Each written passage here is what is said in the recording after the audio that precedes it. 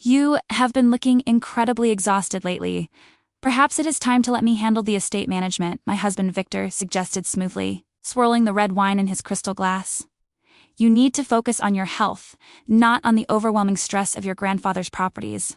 My sister Clara, who was sitting across the dining table, reached out and placed her hand over mine with a perfectly rehearsed look of deep sympathy. Victor is right. We are all just so worried about you.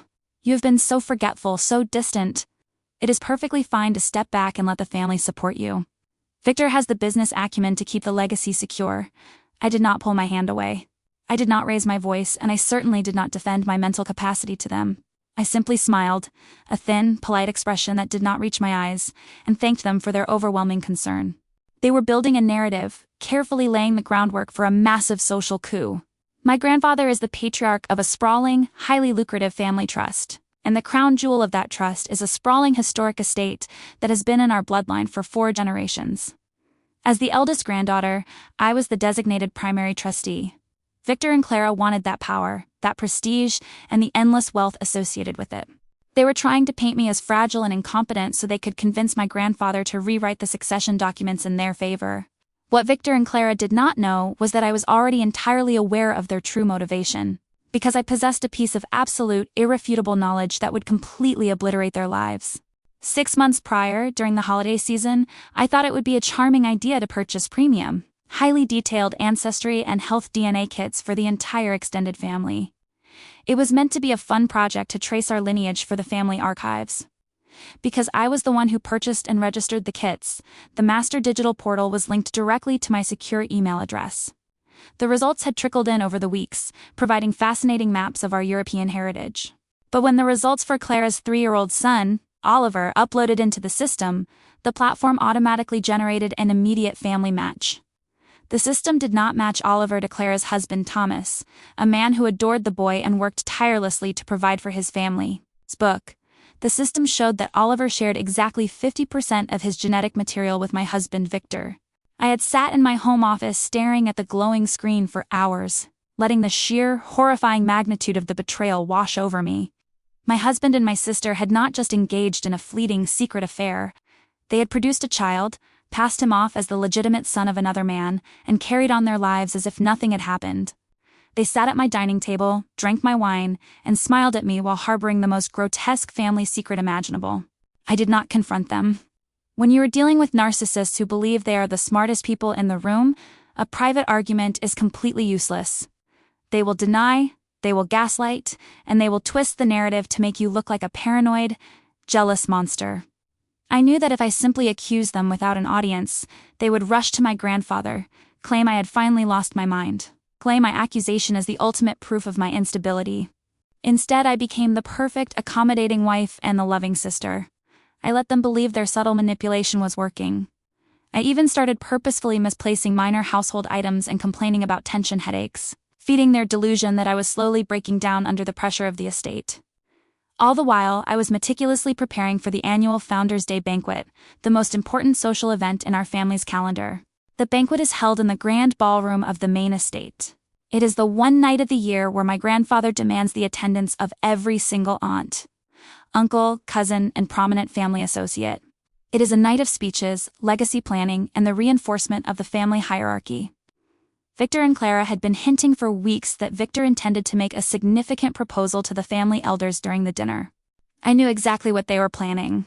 They were going to publicly stage a compassionate intervention, asking my grandfather to relieve me of my duties for my own well-being and seamlessly slide Victor into the seat of power. I spent 2 months working closely with a premium publishing house to create 30 custom-bound, leather-covered family history books. I told everyone it was a special commemorative gift for the banquet. The books contained beautiful photographs of our ancestors, maps of the estate, and detailed lineage charts based on the DNA project. However, the lineage chart on page 42 was not the fictional version Clara had been selling to her husband. It was the exact, certified, undeniable genetic blueprint provided directly by the laboratory. The evening of the gala arrived. The ballroom was stunning, filled with towering floral arrangements, classical music, and the quiet hum of elite social maneuvering. I wore a dark, elegant gown and played the role of the quiet, overwhelmed host perfectly. Clara was wearing a vibrant, attention-grabbing dress, practically glowing with the anticipation of her impending victory. Her husband, Thomas, sat beside her, holding little Oliver on his lap, completely oblivious to the tragedy that was about to unfold. Victor stood near the head table, chatting confidently with my grandfather and the family lawyers. When the main course was cleared and the champagne was poured for the toasts, Victor tapped his crystal glass with a silver spoon. The room fell into an attentive, respectful silence. My grandfather looked at Victor, expecting a standard tribute to the family legacy. "Family, friends, and esteemed guests," Victor began, his voice projecting smoothly across the grand room. "We are gathered here to celebrate the enduring strength of our legacy. True strength requires us to recognize when our loved ones are struggling. As you all know, my beautiful wife has been carrying the immense weight of this estate on her shoulders. Recently, it has become painfully clear to me, and to her sister Clara, that this burden is simply too much for her health to bear." A murmur rippled through the room. My grandfather frowned, his posture stiffening. Thomas looked at Clara, who nodded sadly, dabbing at her dry eyes with a napkin. "We love her too much to watch her fade under this pressure," Victor continued, placing a hand over his heart. "Therefore, I am formally proposing a transition of the primary estate management. I am prepared to step in and assume the responsibilities, ensuring that the properties continue to flourish while my wife takes an indefinite leave of absence to seek the rest she so desperately needs." My grandfather turned to me, his expression a mix of concern and stern evaluation. "Is this true?" he asked, his voice echoing in the quiet room. "Are you unable to fulfill your duties to this family?" I slowly stood up, smoothing the front of my gown. I did not look fragile. I did not look tired. I looked directly at Victor, and the sudden freezing calm in my eyes made his confident smile falter for a fraction of a second. "Grandfather, I appreciate Victor's theatrical concern for my well-being," I said, my voice carrying clearly to the back of the room without a single tremor.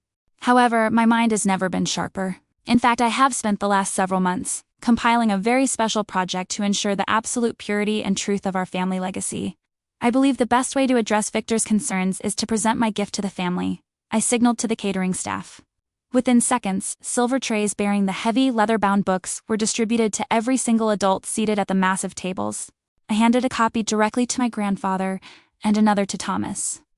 These books contain the complete, updated history of our bloodline. "Finalized with the data from the genetic mapping project we completed last winter," I announced, keeping my gaze locked on Clara. "I invite you all to open the book to page 42. The sound of thick, high-quality pages turning filled the silent ballroom. Victor opened his copy, his eyes scanning the page. Clara leaned over to look at Thomas's book. It took exactly 10 seconds for the reality of the page to register. The chart clearly and unmistakably displayed the genetic connection lines.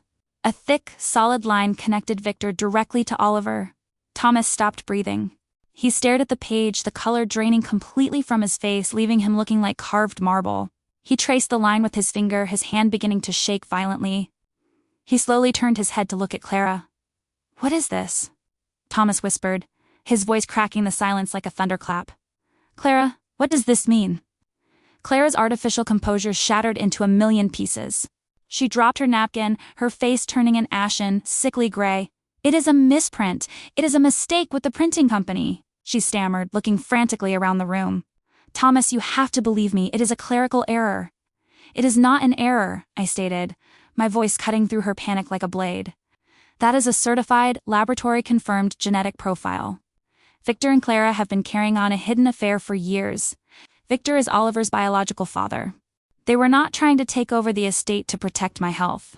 They were trying to completely disinherit me so they could fund their twisted, secret family with our grandfather's money." The ballroom erupted into absolute, unprecedented chaos. Several of my aunts gasped in horror. My grandfather, a man who valued loyalty and honesty above all earthly possessions, slammed his fist onto the table with a terrifying, thunderous force. The silverware rattled. "Silence!" my grandfather roared. He stood up, his eyes burning with a cold, absolute fury as he glared at Victor and Clara. "Is this true? Did you bring this deceit into my home?" Victor backed away from the head table, his arrogant posture completely collapsing. He raised his hands defensively, stuttering and stumbling over his words. "Sir, please, we can explain. It was a moment of weakness. It meant nothing. I love your granddaughter." Thomas did not wait for an explanation. He stood up, his chair crashing to the floor behind him. He did not yell. He looked at Clara with a look of profound, absolute disgust.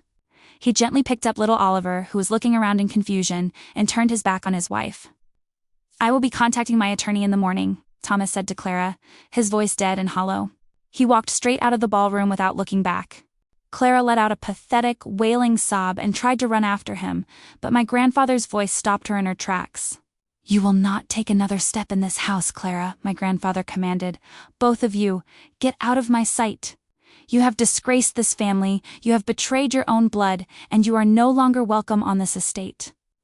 Victor tried to appeal to me, turning with desperate, pleading eyes. "Please, you cannot do this. We can fix this quietly. Do not throw away our marriage." I looked at him with absolute indifference. "I am not throwing anything away, Victor. I am taking out the trash.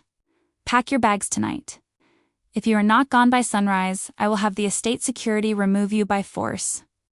The social and financial reckoning that followed was entirely merciless and completely clean. My grandfather immediately summoned his legal team. By the following Monday, the family trust was entirely rewritten. Clara was completely disinherited, stripped of her monthly allowance, and permanently banned from all family properties. Victor's name was aggressively purged from every single family business and associated account. Because Victor had attempted to manipulate the trust and emotionally abuse me to secure assets. My divorce was an absolute legal demolition. Our prenuptial agreement contained an ironclad infidelity clause, which I activated instantly. He left the marriage with nothing but his clothes and a severely damaged reputation. Thomas filed for divorce against Clara, utilizing the genetic test to completely obliterate her demands for spousal support, leaving her with absolutely nothing. Victor and Clara had destroyed their marriages and their standing in society, but the worst part of their punishment was that they were now permanently stuck with each other. Without the endless wealth of the family trust to support them, their toxic relationship quickly imploded. They moved into a small, rented apartment on the other side of the city, utterly isolated from the elite social circles they had once desperately tried to rule. They thought they could use a fake narrative of mental instability to break me and steal my legacy, assuming my silence was a sign of weakness. They failed to realize that when you try to gaslight the family historian, you do not rewrite the truth. You simply hand her the pen, the audience, and the absolute power to permanently erase you from the family tree.